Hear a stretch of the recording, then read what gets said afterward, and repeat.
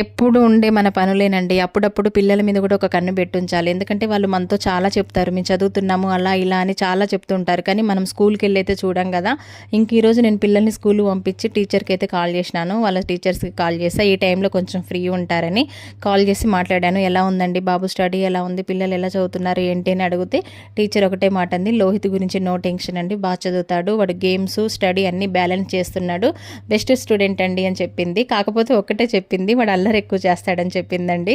నేనైతే షాక్ అయినా. ఇంటి దగ్గర ఎంత సైలెంట్గా ఉంటాడో క్లాస్లో అల్లరి చేస్తాడంట.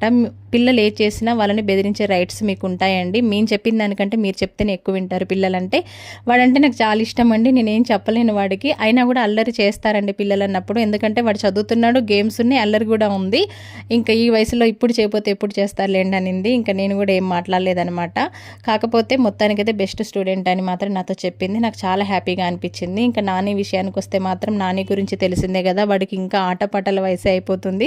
స్టడీ మీదకి మనసు ఎక్కువగా మళ్ళట్లేదు.